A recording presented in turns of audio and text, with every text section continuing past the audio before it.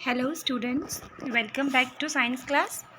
This video is for class 6th and the topic is components of food. So in part 1 हमने part 1 में क्या देखा था components of food में कि food में कौन कौन से components होते हैं और उनका क्या रोल होता है, न्यूट्रिएंट्स का क्या रोल होता है। तो सबसे पहले हमने पढ़ा था कार्बोहाइड्रेट के बारे में। कार्बोहाइड्रेट किन चीज़ों में प्रेजेंट होता है ये हमने देखा था। कार्बोहाइड्रेट के सोर्सेज क्या है, शुगर, हनी, फ्रूट्स। देन इसमें स्टार्च भी होता है, तो स्टार्च के भी हमने सोर्सेज देखे थे। स्टार्च हमने देखा था कि स्टार्च क्या होता है, ये एक कॉम्प्लेक्स कार्बोहाइड्रेट होता है जो किस में पाया जाता है, राइस, कॉर्न, पोटैटो, इन चीज़ों में ये पाया जाता है। अब हमने देखा था कि स्टार्च प्रेजेंट है या नहीं है किसी भी फूड मटेरियल में, वो हम कैसे फाइंड आउट करेंगे। तो हमने एक एक्टिविटी प्रिपेयर की थी जिसमें हमने आयोडीन सॉल्यूशन की हेल्प से फाइंड आउट किया था कि जो फूड आइटम्स है जिसमें स्टार्च प्रेजेंट है उनका कलर कैसा हो जाता है, आयोडीन सॉल्यूशन डालने पे ब्लू ब्लैक कलर हो जाता है।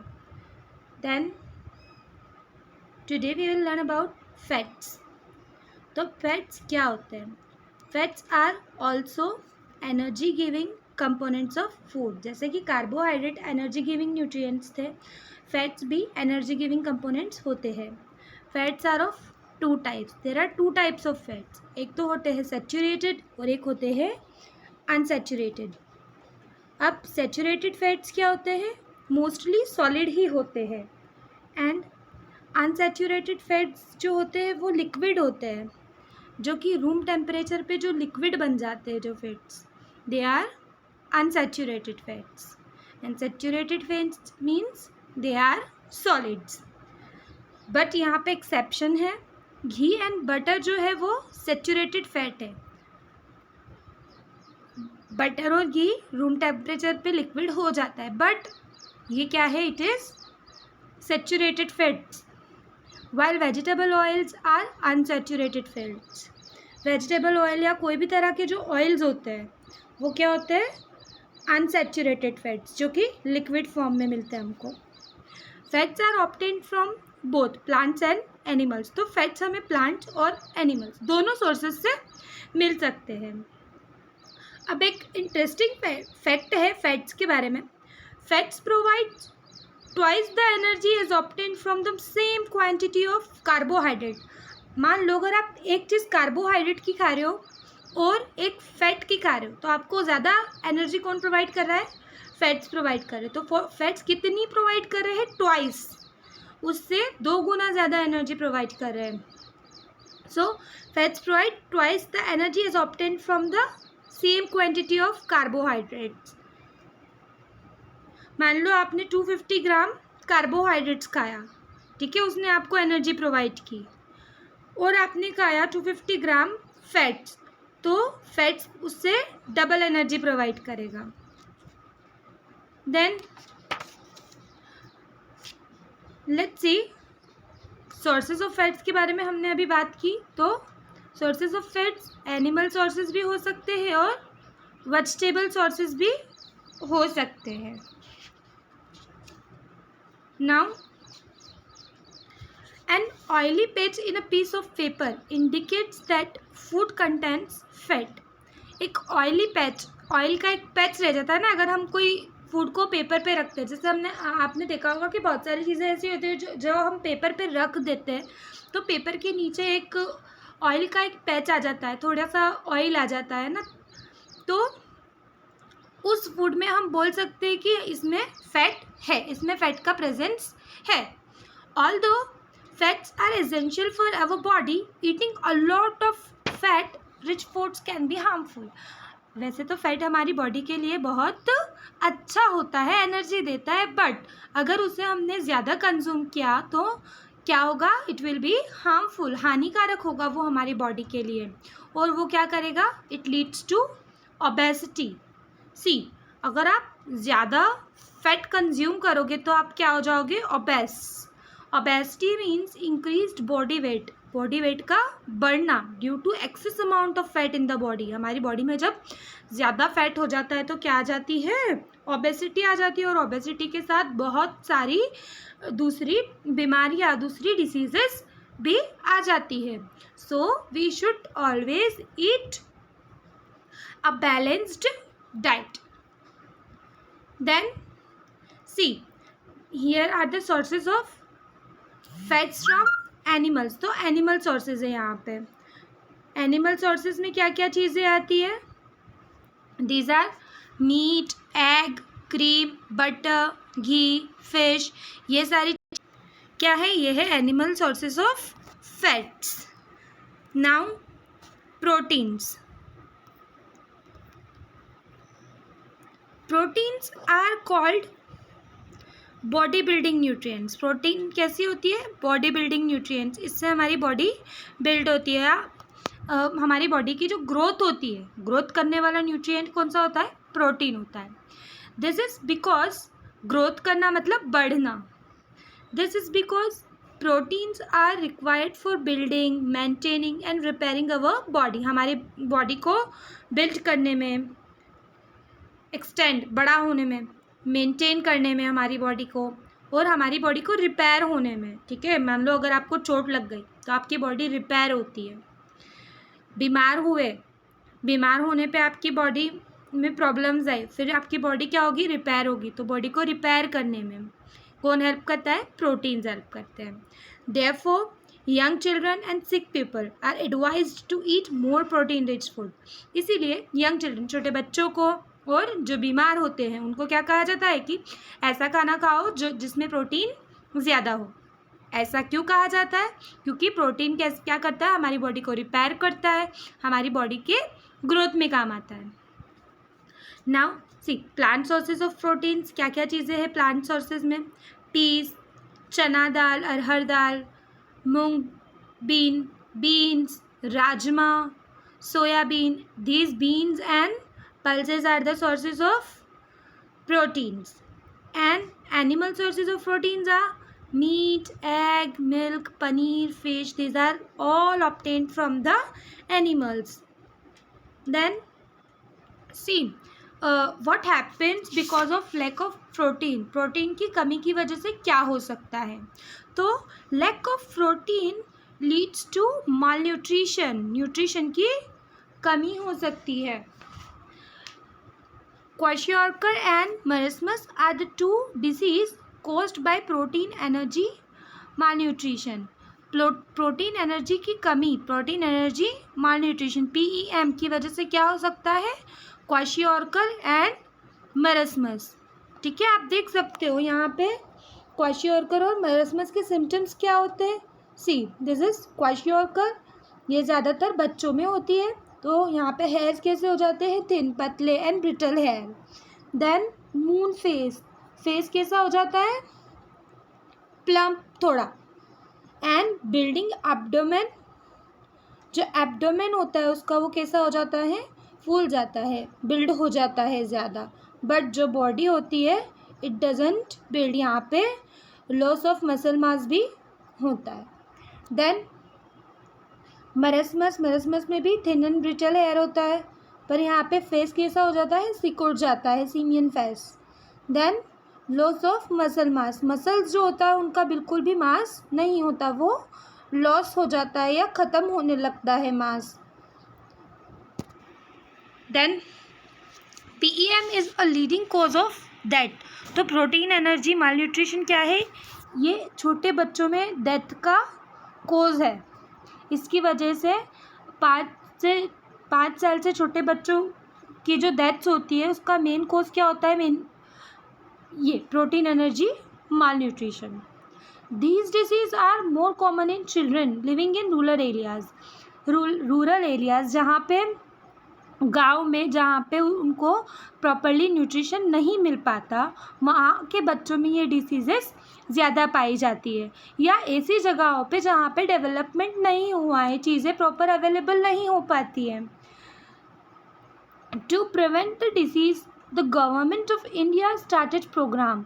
और इसी डिसीज़ को प्रिवेंट करने में, बचाव करने में इसका, तो government of India started a programme, उन्होंने एक प्रोग्राम स्टार्ट किया है, ICDS means integrated child development scheme.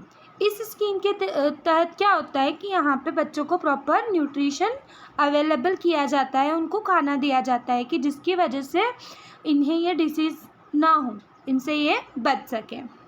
And mid day meal scheme the schools, और स्कूल में मिड डे मील का अरेंजमेंट किया जाता है। Mid day meals mean school में ही खाना प्रोवाइड करते हैं वो लोग। CINI Child in Need Institute is a leading non-government organization that works to treat malnutrition in children and improve their conditions. तो CINI एक ऐसा प्रोग्राम है, नॉन गवर्नमेंट ऑर्गेनाइजेशन है जो कि इस चीज़ के लिए स्पेशल वर्क करती है, to treat malnutrition in children. Nutrition की जो कमी होती है बच्चों में, इससे रिलेटेड जितने भी हेल्थ वर्क्स होते हैं वो करते हैं। Now, vitamins are needed for proper functioning of body. Vitamins जो होते हैं वो हमारी बॉडी को प्रॉपर फंक्शन करने में हेल्प करते हैं। हमारी बॉडी जो है वो बहुत सारे फंक्शन करती है, ठीक है, बहुत सारे काम होते हैं अलग अलग चीज़ों के हमारी बॉडी में। तो प्रॉपर फंक्शनिंग के लिए कौन हेल्प करता है? विटामिन्स हेल्प करते हैं। They protect us from various diseases, और हमें डिसीज से भी प्रोटेक्ट करते हैं। There are several types of vitamins, there are vitamins A, B, C, D, E, N, K। बहुत सारे अलग अलग टाइप्स के विटामिन्स हैं। A, B, C, D, E, N, K are known vitamins जो हमें पता है। Each vitamin has specific role, और हर एक विटामिन का अपना एक अलग स्पेसिफिक रोल है। Vitamin B1, B2, B3, B5, B6, B7, B9 and B12 are together known as vitamin B complex. तो विटामिन B1 से लेके विटामिन B12, ये इन्हें क्या कहा जाता है? Vitamin B complex.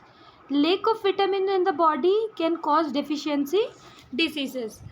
अगर बॉडी में विटामिन की कमी होगी तो क्या होगा? वहाँ पे डेफिशिएंसी डिसीज़ होगा। विटामिन की कमी के कारण जो डिसीज़ होती है, जो बीमारी होती है, उन्हें क्या कहा जाता है? Deficiency diseases. Now see, most often we talk about calories in food. हम बहुत सारे जो पैक्ड फूड लाते हैं उसके पीछे आपने देखा होगा एक नोट रहता है, ठीक है, जहाँ पे लिखा होता है कैलोरी यूनिट्स लिखी होती है, न्यूट्रिशन वैल्यू लिखी होती है उसकी, ठीक है। तो in any packed food you can see calorific value on the packet. अब कैलोरी क्या होता है? तो calorie is a unit of energy. Calorie क्या है? It is a unit of energy. उस चीज़ को खाने से हमें क्या एनर्जी मिलती है। सो व्हेन वी से दिस फूड कंटेन्स 50 कैलोरीज, अगर हमें पता है कि इस फूड पैक में 50 कैलोरीज है, this means our body would get the amount of energy 50 calorie. मतलब हमारी बॉडी में कितनी एनर्जी आएगी इसको खा के? 50 कैलोरी जितनी, बाय ईटिंग और drinking that packed food. Now see, let's see about this vitamins. Vitamin A, it keeps our skin, hair and eyesight healthy. तो ये किस फील्ड में काम करता है? ये हमारी स्किन, हेयर और आईसाइट को हेल्दी रखने में काम आता है। Then vitamin B, these have multiple functions. Vitamin B के मल्टीपल फंक्शंस हैं। These help in growth and function of brain and heart. ये हमारे ब्रेन और हार्ट के फंक्शन में हेल्प करता है। हमारा ब्रेन और हार्ट जो वर्किंग है, ठीक है, उसे वर्क करवाने में किसका हेल्प होता है? Vitamin B complex. These are also needed for proper functioning of nerves and production of red blood cells. So ये हमारी बॉडी की जो नर्व्स है उसे प्रॉपर फंक्शन करवाना, then production of red blood cells का प्रोडक्शन बनना, ये किसकी वजह से होता है? विटामिन बी कॉम्प्लेक्स की वजह से होता है। अगर विटामिन बी कॉम्प्लेक्स की कमी हो गई तो हमें इससे रिलेटेड डिसीज़ हो सकती है, brain and heart related disease या नर्व से रिलेटेड। नाउ विटामिन सी, ये हमें किन चीज़ों से मिलता है? फ्रूट से मिलता है। It keeps teeth and gum healthy. यह हमारी टीथ और गम को क्या रखता है? हेल्दी रखता है। It also required for fighting against infectious disease, और इन्फेक्शियस डिसीज़ के अगेंस्ट फाइट करने में हमारी बॉडी को हेल्प करता है। सो विटामिन सी का क्या वर्क है? हमारे टीथ और गम को हेल्दी रखना और हमारी बॉडी को इन्फेक्शियस डिसीज़, जो डिसीज़ इन्फेक्शन की वजह से होती है, किसी कारण के इन्फेक्शन की वजह से होने वाले डिसीज़ से हमारी बॉडी को फाइट कर, ठीक है, हमारी बॉडी में इन्फेक्शियस डिसीज़ के अगेंस्ट फाइट करने में विटामिन सी हेल्प करता है। Then vitamin D, it plays an important role in growth of bones and maintaining its strength. तो हमारी बॉडी में जो बोन्स की जो ग्रोथ होती है, ठीक है, उसके लिए कौन इम्पोर्टेंट रोल प्ले करता है? Vitamin D. And maintaining its strength, bones की जो स्ट्रेंथ है, जिसकी वजह से बोन हेल्दी रहती है, it also is maintained by vitamin D. It also keeps teeth and bones healthy. और विटामिन डी हमें किससे मिलता है? Products of milk and like curd, milk, cheese and fish, meat. Now vitamin E, it keeps the immune system healthy. ये हमारे immune system को healthy रखता है। इम्यून सिस्टम जो हमारा बीमारियों से लड़ने वाला जो सिस्टम है हमारी बॉडी में, ठीक है, हमारी बॉडी में अगर कोई डिसीज़ हो जाती है या हम बीमार हो जाते हैं तो उससे फाइट कौन करता है? हमारा इम्यून सिस्टम। कहा जाता है ना कि अगर हमारा इम्यून सिस्टम स्ट्रांग होगा तो हम डिसीज़ेस को रेजिस्ट कर सकते हैं, उससे इजीली फाइट कर सकते हैं। तो इस इम्यून सिस्टम को हेल्दी कौन बनाता है? Vitamin E. विटामिन ई किन चीज़ों में होता है? Corns, avocado, oil, dry fruits. Then vitamin K, vitamin K it is required for proper blood clotting in case of injury.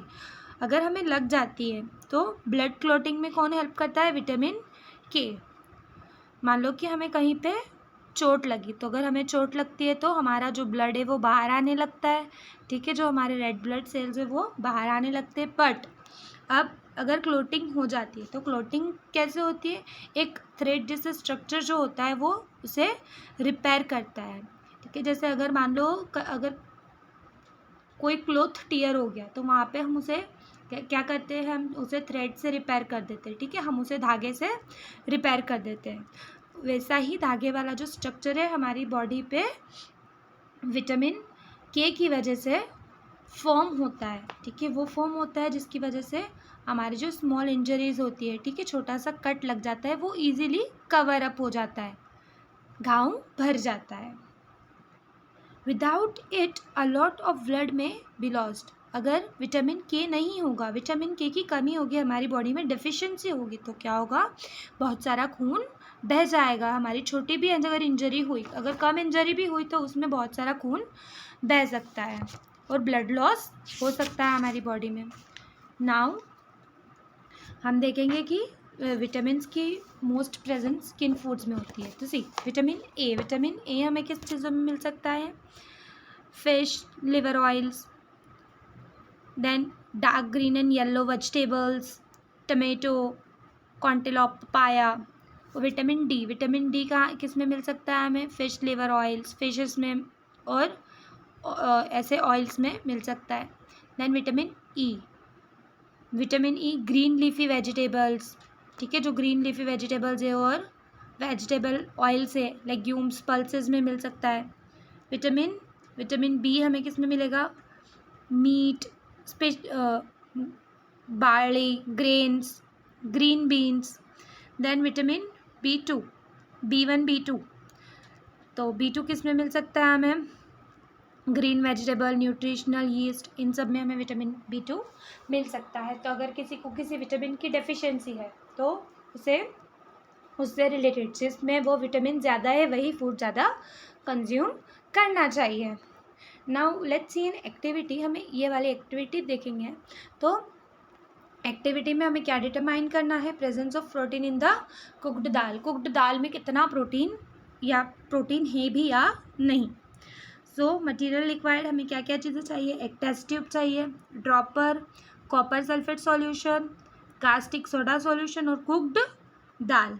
Procedure अब हम कैसे फाइंड आउट करेंगे, let's see. Put some smashed cooked dal in the test tube, एक test tube में हम क्या डालेंगे, smashed दाल को स्मैश करके, ठीक है, स्मैश करके हम उसे एक टेस्ट ट्यूब में डालेंगे। Now add 2 to 3 drops of copper sulphate solution, और उसमें 2 to 3 drops copper sulphate solution का डालेंगे और 10 drops of caustic soda solution डालेंगे, ठीक है। उसमें 2 या 3 drops copper sulphate and 10 drops of caustic soda solution by using the dropper, dropper का यूज़ करके हम उसे करेक्टली मेजर करके डालेंगे। Let the test tube stand for few minutes, और कुछ टाइम तक उस टेस्ट ट्यूब को यूं ही रहने देंगे अनटच्ड।